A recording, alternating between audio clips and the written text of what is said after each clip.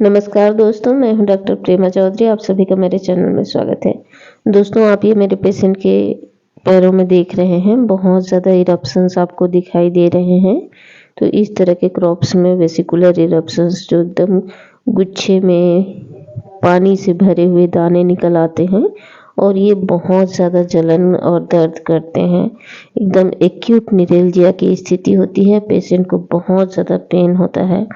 यहाँ तक कि ये पेशेंट जो है चलने फिरने बैठने उठने सब में बहुत तकलीफ महसूस कर रही थी और उसको दर्द इतना ज़्यादा था कि उसकी वजह से बुखार आ रहा था। कई लोग सोचते हैं कि होम्योपैथी जो है इस तरह के एक्यूट केसेस में जल्दी रिजल्ट नहीं देती है, उसमें देर लगती है और ऐसा सोच करके वो एलोपैथिक ट्रीटमेंट अपनाते हैं। लेकिन ये पेशेंट मेरे पास आने से पहले एलोपैथी अपना के आई थी, उससे उसको बिल्कुल राहत नहीं हो रही थी। ये केस जो है होम्योपैथी से बहुत अच्छे से डील होते हैं। आप इस इरप्शंस को पहचान लें, इसको बोलते हैं हर्पीज जूस्टर।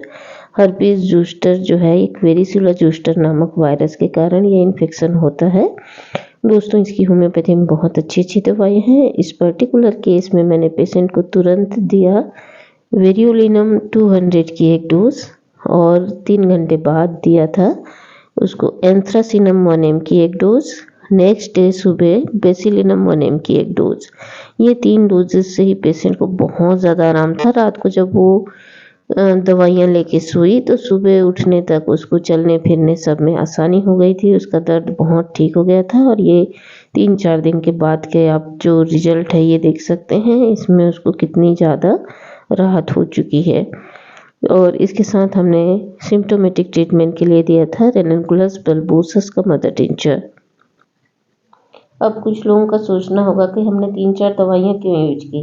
दोस्तों, मियाज़मेटिक ब्लॉकेज दूर करने के लिए हमें इस तरह से मेडिकेशन करना पड़ता है जिसमें आपको एंटी मियाज़मेटिक ट्रीटमेंट पहले देनी पड़ती है। सिम्प्टोमेटिक मेडिसिन से ही पूरा कंप्लीट रिलीफ नहीं हो पाता है।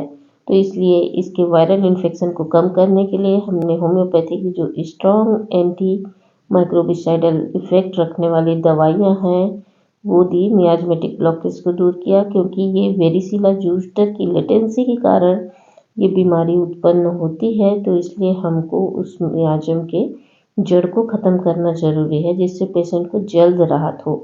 और रात के डोजेस के बाद सुबह से पेशेंट को काफ़ी आराम हो गया था, उसका बुखार भी ख़त्म हो गया। तो मेरे साथी होम्योपैथ इस तरह से केसेस को डील कर सकते हैं। आप एक्यूट इमरजेंसीज में भी बिना घबराए शांति से सोचें कि क्या प्लान ऑफ ट्रीटमेंट होना चाहिए। धन्यवाद।